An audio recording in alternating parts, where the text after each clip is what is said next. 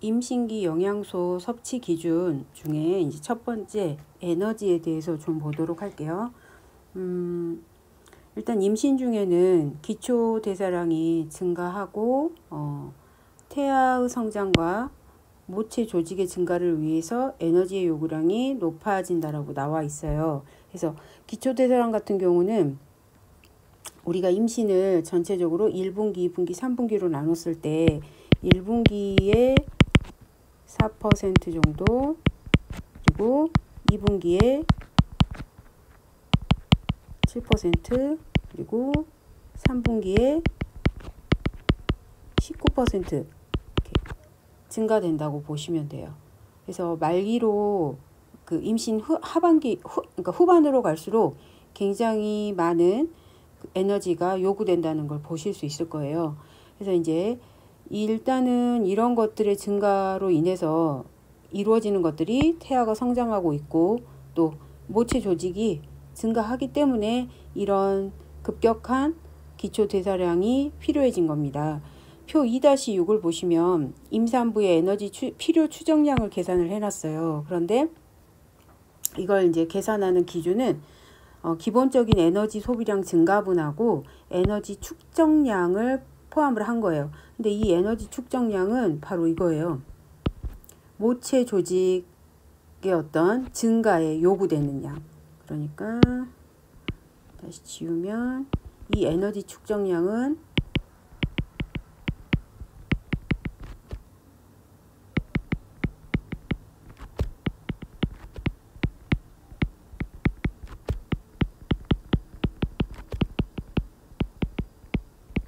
이렇게 보시면 될 것 같아요. 그래서 임신 시에 부과되는 에너지 양은 이렇게 두 가지, 에너지 소비량 증가분하고 모체 조직이 성장에 필요한 에너지 축적량을 더해서 합계를 내시는 건데, 임신을 아까 저희가 기초대사량 증가 설명할 때 세 분기로 나눴잖아요. 그런 것처럼 3분의 1, 3분의 2, 3분의 3분기로 나눴을 때 일단 3분의 1분기에는 이제 부가량이 없어요. 그런데 3분의 2와 3분의 3은 부가량이 이제 각각 추가가 되어 있습니다.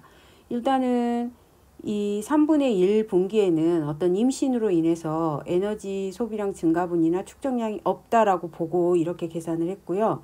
3분의 2와 3분의 3분기는 일단 각각 에너지 소비량이 3분의 2는 160칼로리, 그 다음에 3분의 3분기는 272칼로리, 그리고 축적량도 180, 180으로 그 체조직 증가에 필요한 에너지를 180으로 설정을 해서 이제 이렇게 340칼로리와 450칼로리가 나왔습니다. 그래서 이제 이런 것들이 그 우리가 뭐 이제 칼로리로 치면 이제 숫자로 치면은 그렇긴 하지만 일단 이걸 간단하게 뭐 이렇게 식품으로 비유를 하자면 우리가 임신 중에는 평소보다 결국에는 이제 기본적으로 300칼로리 이상의 어떤 에너지가 더 추가가 돼야 되잖아요. 그러다 보니까 하루에 2컵 정도의 우유라든지 뭐 2컵의 우유라든지 또는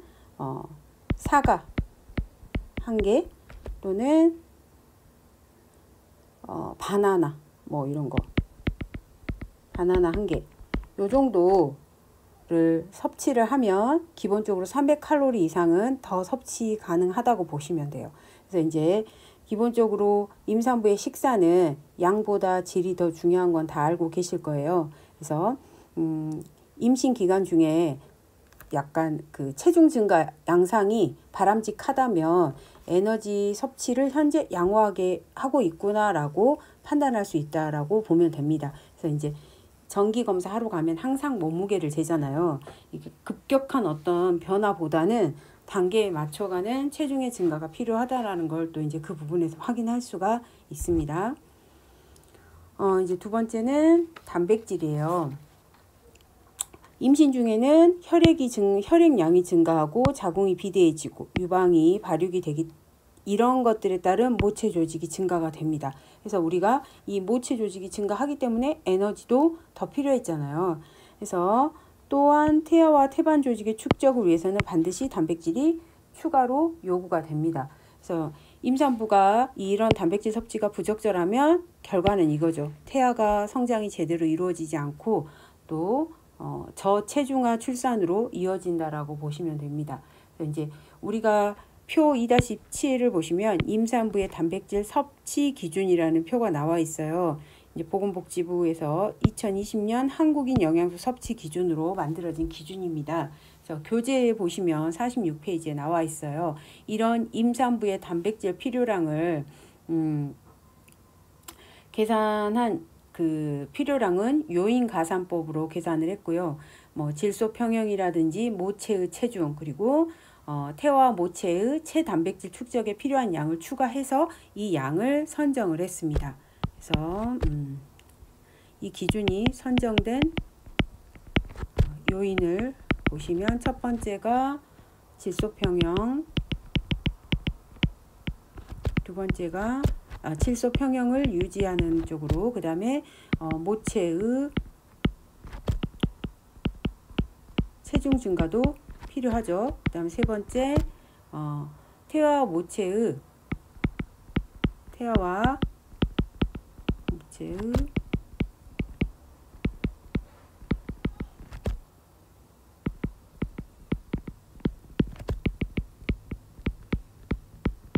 세 가지를 추가해서 이 섭취 기준이 산정이 됐다고 보시면 됩니다.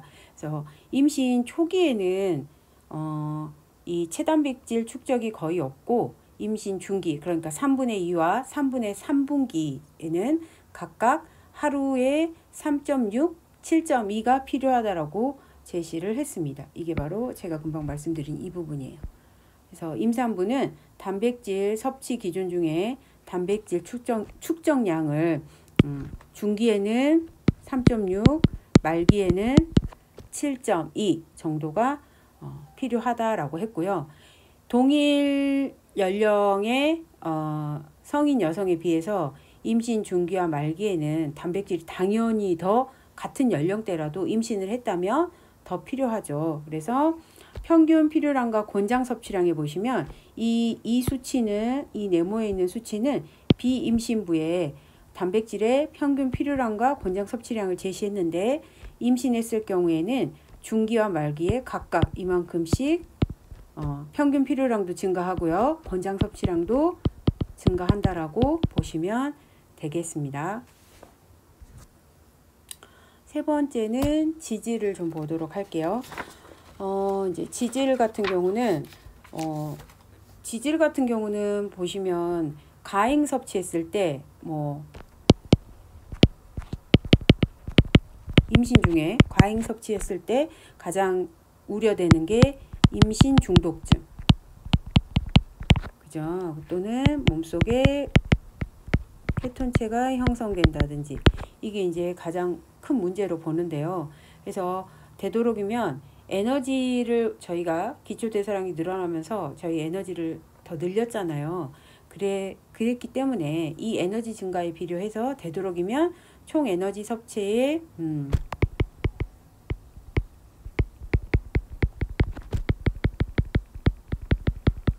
총 에너지 섭취량의 15에서 30% 이내의 범위에서 지방을 섭취하도록 권장하고 있어요. 네, 범위 지방 섭취를 권장하고 있습니다. 그래서 식물성과 동물성 지방의 균형을 유지하도록, 그러면 지방을 섭취하시더라도 식물성과 동물성을 적절하게 드시고 견과류, 등푸른 생선 또는 콩과 들기름 등의 섭취를 권장한다라고 되어 있습니다. 사실은 이제 여기 보시면 등푸른 생선 같은 경우는 임산부가 이 등푸른 생선을 충분히 섭취해 주시면 태아 성장에 그 오메가3 많이 들어보셨죠? 오메가3 지방산이 쓰여지고요. 또 자궁 수축을 방지해요. 이 한마디로 이제 지질을 먹되 어떤 지질을 먹느냐에 따라서 이 지질이 임신에 영향을 주느냐, 어떤 영향을 주느냐를 보는 거죠. 그래서 특히 등푸른 생선은 오메가3 지방산을 태아 성장에 이렇게 추가해 줄 수 있고, 또 하나 자궁 수축. 자궁 수축을 방지해 줘요. 그럼 결국엔 자궁 수축이 방지가 되기 때문에 무엇을 예방해 줄까요? 그렇죠. 조산을 예방해 줍니다. 그래서 뭐 고등어가 일반 사람에게도 그러니까 등푸른 생선이 일반 성인에게도 성장기 아이들, 노인에게도 좋은 식품이긴 하지만 특히 임산부에게 굉장히 도움이 되는 식품이라는 거를 유념하시고 임산부의 어떤 이제 식단 짜거나 이럴 때 참고하시면 좋을 것 같습니다. 그래서 이제 이런 우리나라 임산부 같은 경우는요, 임신하지 않은 여성에 비해서 사실은 좀 지방산을 많이 섭취하고 있대요. 이렇게 리서치 해보면. 그러다 보니까 특별히 결핍 증상이 나타나서 걱정되는 수준은 아니래요. 그래서 이제 단지 조금 그래서 이제 뭐 충분 섭취량이라든지 에너지 비율이라든지 이런 거를 일반 여성에 비해서 얘를 더 많이 높게 잡진 않고요. 영양 권장 섭취량하고 필요량 가보시면 거의 동일하게 설정을 했대. 일반 여성하고 비임신 여성하고. 그러니까 그 말은 저희 우리나라 여성이나 임신부가 이 지방을 적게 먹어서 임신에 크게 영향을 주진 않는다고 합니다. 그나마 다행이죠. 그런데 그 대신 조금 균형을 유지하는 지방 섭취에 신경을 써주시면 좋을 것 같아요. 다음은 이제 탄수화물 보도록 할게요. 탄수화물은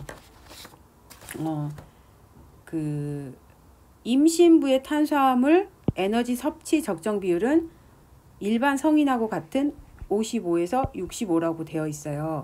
그래서 임신기의 어떤 대사적 변화로 인해서 당뇨와 변비 등을 예방하기 위해서 이 시기에는 탄수화물을 설탕, 꿀 이런 단순당보다는 잡곡류나 감자, 고구마, 과일, 채소, 복합당질의 섭취가 바람직하다라고 했어요. 그래서 이제 이 부분은 딱히 뭐 임신기라고 해서 중요하지만 또 일반인에게도 또 해당되는 이야기인 걸로도 다 아실 거예요. 그래서 일단은 뒷부분에 우리가 이제 당뇨나 변비에 대해서 한 번 더 이야기를 할 건데요. 그러다 보니까 탄수화물은 평균 필요량이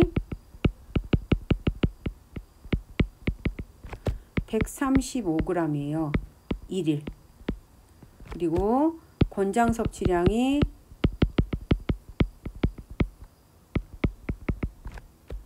175g. 이런 식으로 일단 저희가 이 하루에 필요한 모체후 포도당 양 100g에 태아의 두뇌에서 사용되는 포도당 양 이 35g을 더해가지고 평균 필요량을 만들어 냈고요. 또 이제 권장 섭취량은 이 또 변이계수를 적용해서 비임신의 권장 섭취량에다가 45를 더했다고 합니다. 그래서 이제 이거를 어떻게 해서 이 135와 175가 나왔는지를 이제 뭐 그거는 이미 이제 정해진 수치니까요. 저희는 이 결과 수치만 좀 알아두시면 될 것 같아요. 설탕, 액상가당, 물엿, 이런 꿀 시럽 이런 것들이 첨가당의 주요 구본으로 이용이 된다라고 했어요. 저희가 기본적으로 이제 먹는 식품 중에 많이 이용되는 것들이죠. 근데 이제 교재에 보시면 2018년 국민건강 통계를 내보았더니 우리나라 사람들의 하루 평균 총 당류 섭취량이 60g이 넘었어요. 그거는 이제 이런 당으로 섭취하는 이제 당류 섭취량이 에너지 섭취량의 12% 정도를 차지하더라는 거예요. 당으로 섭취한 에너지가.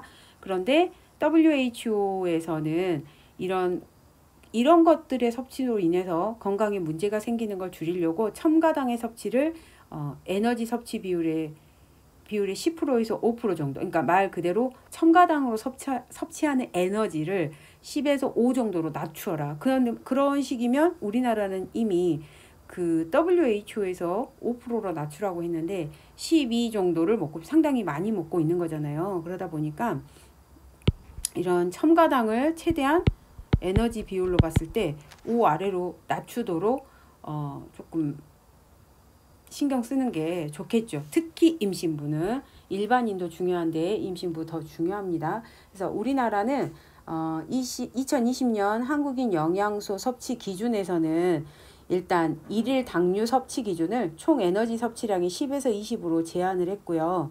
또 이 안에 들어가는 이제 첨가당, 우리가 이런 요리를 하는 데 있어서 식품도 만들고 가공할 때 첨가당은 에너지 섭취량의 10을 넘지 않도록 하라고 했고, 그 안에 들어가는 탄수화물의 양이나 질도 고려할 것을 권장했다라고 합니다. 근데 이제 이 부분은 새로 추가된 부분인 것 같아서 교재 48페이지에 나와 있어요. 한번 참고하세요. 이 책이 최근에 개정된 책이기 때문에 2020년 기준들에 대한 내용들이 조금씩 들어가 있어요. 그렇기 때문에 도움이 많이 되실 거라고 생각을 합니다.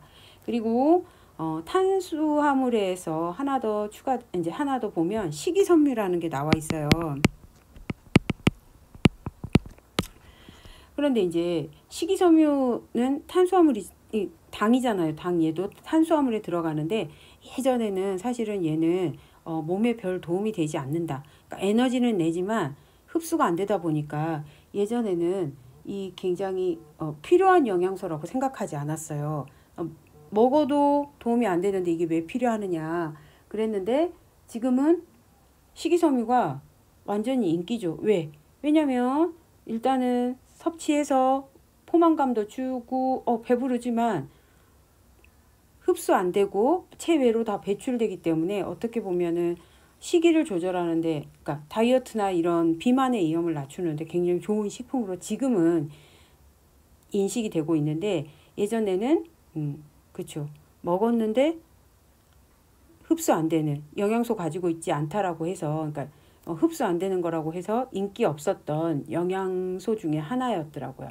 그리고 식이섬유는 혈당 수준이라든지 혈청 콜레스테롤 수준을 정상화시키기 때문에 어떻게 보면 잠재적인 건강상의 플러스 요인이 있는 그런 탄수화물이죠. 그래서 임신부에게는 충분한 섭취를 권장한다라고 돼 있어요. 그래서 임신부에게는 임신하지 않은 여성의 충분 섭취량이 20g에다가 5g을 부과해서 25g 섭취를 3분의 2분기와 그 다음에 3분의 3분기의 충분 섭취량으로 설정을 했어요. 그래서 이제 식이섬유는 임신부에게 좀 이렇게 권장해도 부족하지 않은 도움이 되는 그런 탄수화물이다라고 보시면 되겠습니다. 다음은 비타민을 보도록 할게요. 이제 여기 첫 번째 먼저 지용성 비타민을 볼 건데요. 이제 비타민하고 무기질이 이제 연이어 나오는데 사실 이 부분은 미량 영양소에 관련된 부분이라고 보시면 돼요. 앞에서 탄수화물, 지질, 단백질 이런 거 하고 이제 다른, 그러니까 조금 이제 다른 거죠. 비타민하고 무기질은 아시다시피 몸에서 합성이 됩니까 안 됩니까? 되지 않죠. 그래서 임신 기간 중에 사실 에너지 대사가 증가한다 그랬잖아요. 그죠? 태아가 성장하고 모체 조직이 성장을 하기 때문에, 그러다 보니까 이 임신 기간 중에는 이런 에너지 대사로 인해서 대부분의 비타민, 무기질 이런 것들의 필요량도 동반 증가를 하게 됩니다. 특히 이제 그러다 보니까 태아의 어떤 골격 발달에는 뭐가 필요해요? 그쵸?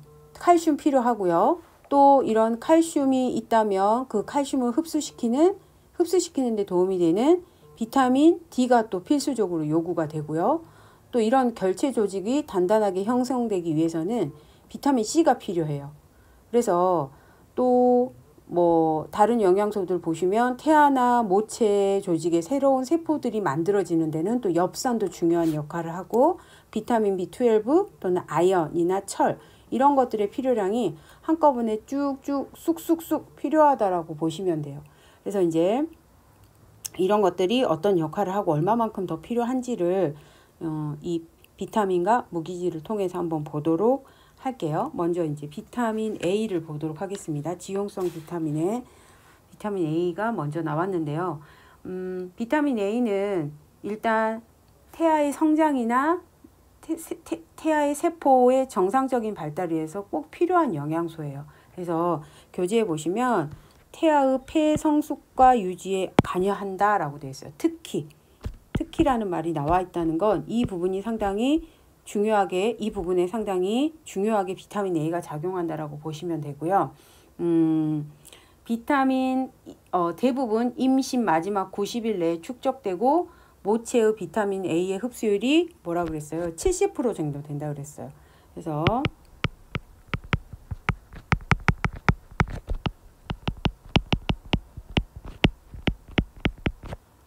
70% 정도 된다라고 했습니다. 그래서 이제 임신 말기의 임산부는 비타민 A 필요량이 조금 더 증가되어야 된다라고 보시면 되겠어요. 먹었지만 흡수율이 100%가 되지 않기 때문에 조금 더 먹어줘야 됩니다. 그래서 이 표 2-8은요. 임산부의 지용성 비타민 섭취 기준을 앞으로 설명할 것들이 같이 나와 있어요. 그래서 이 표는 이제 같이 보시면 설명하고 한꺼번에 보시면 될 것 같아요. 그래서 이제 비타민 A는 부족해도 문제지만 과량 섭취도 문제가 된다라고 했어요. 왜냐하면 급성이나 만성적인 독성 효과가 나타날 수 있다라고 했어요. 그래서 이제 특별히 주의를 요한다라고 했습니다. 그래서 당근이나 호박 같은 녹황색 채소 이런 것들을 드시면서 비타민 A의 필요량을 충분히 충족시킬 수 있도록 권장을 하라고 되어 있어요.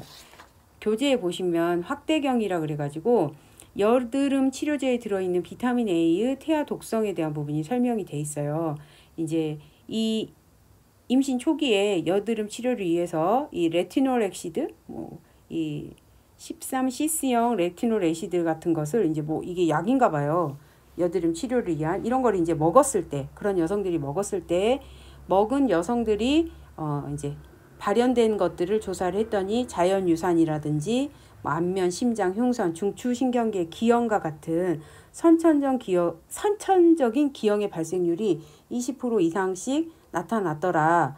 이제 보고가 있으니까 임신부는 비타민 A를 가다 복용했을 때 이제 결국에는 기형을 우려할 수 있으니 이렇게 이 태아에게 독성을 미친다라는 결과를 보고 되도록이면 이제 드시지 말라라고 합니다. 그러다 보니까 이제 이런 제재보다는 비타민 A를 드실 때는 아까 말씀드린 그런 녹황색 채소를 통해서 필요량을 충분히 충족시키면 좋겠다라고 보시면 되겠어요.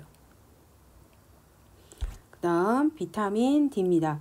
비타민 D는 태아의 골격에 칼슘과 인의 저장을 도와주고요. 태반은 이 비타민 D를 저장해 두고 태아가 필요할 때 공급해주는 역할을 해요. 그래서 우리가 그 교재 49페이지에 보시면 최근에 연구 내용에 대한 설명을 해놨어요. 우리나라가 굉장히 사계절이 뚜렷하다 보니까 어떤 특정 계절에 햇빛으로부터 비타민들을 충분히 합성하기 어렵다 그랬어요. 그리고 생활 패턴의 변화로 자외선을 통한 비타민 D 합성을 기대하기 어렵다라고 한다라고 했어요. 이제 아무래도 실내 생활 많이 하고 또 이 선크림 같은 거 많이 바르시잖아요. 예전에 그 위기탈출 넘버원인가? 라는 프로를 본 적이 있는데 한 여중생이 갑자기 학교에 가다가 사망을 했는데 이유가 뭘까라는 그런 이제 퀴즈를 본 적이 있어요. 근데 전혀 상상하지 못했는데 깜짝 놀랐어요. 그 친구가 이렇게 얼굴이 타는 게 싫으니까 항상 선크림을 이렇게 듬뿍듬뿍 발랐대요. 그런데 이제 물론 선크림 때문에 비타민 D가 합성이 아예 안 됐을 거라고는 아니죠. 이제 물론 햇볕을 최대한 안 받겠죠. 그러다 보니까 그 중학생의 사망 원인이 비타민 D 결핍이었어요. 근데 이제 요즘 우리가 야외 활동을 아주 야외 활동으로 비타민 D 합성은 충분히 할 수 있는데 이제 생활의 패턴이 변하다 보니까 부족하더라라고 이제 이야기를 하는 겁니다. 그래서 일단은 이번에 이제 우리나라에서 그래서 비타민 D 이런 부족 문제를 개선하고자 우리나라 그러니까 사람들의 생활 패턴을 충분히 고려해서 섭취 기준을 설정을 했다라고 해요.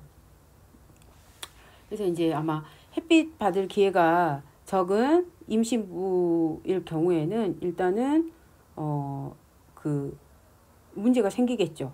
그래서 일단 비타민 D의 영양 상태를 개선을 하려면 제일 좋은 건 햇볕 보는 거예요. 그래서 햇볕 보고 비타민 D 합성 증가시키고 그게 아니면 이제 비타민 D가 많이 들어있는 여기 연어, 꽁치, 조기 이런 것들의 생선 또는 육류의 간, 계란, 치즈, 버섯 이런 것들을 꾸준하고 적극적인 섭취를 권장한다라고 이제 되어 있습니다.